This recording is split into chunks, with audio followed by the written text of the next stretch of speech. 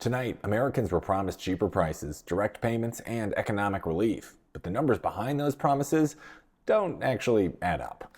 Welcome to Why It's Trending Daily. I'm Hank. This is where I break down the stories that everyone seems to suddenly be Googling, and I explain to you why they matter.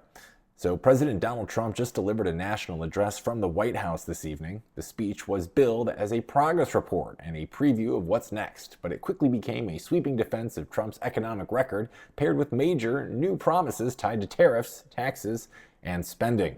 Now, Trump opened the piece tonight by blaming Joe Biden and the Democrats for inflation, claiming the economy was in shambles when he took office, even though inflation peaked in 2022, not at the start of his second term.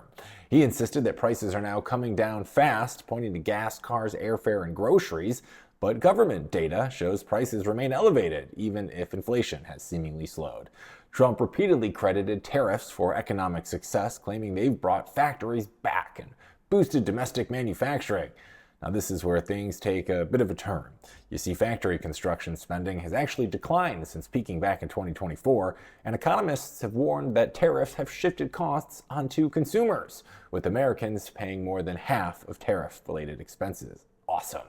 Trump then escalated things further. He announced a warrior dividend, promising $1,776 payments to more than 1 million service members before Christmas, funded by, you guessed it, tariff revenue. Now that sounds generous until you remember that tariff revenue belongs to Congress and not the president.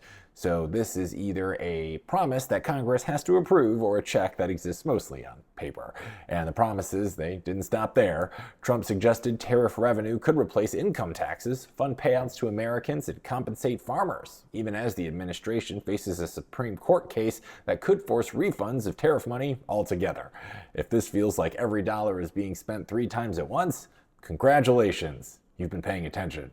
Trump also claimed trillions in secured investments, record low gas prices, and massive drug price cuts, figures contradicted by fact checkers, federal agencies, and even his own White House allies. Whoops.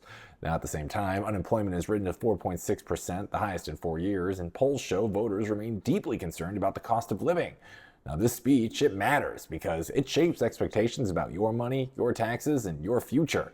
And when political promises run far ahead of economic reality, the consequences land on households, not podiums.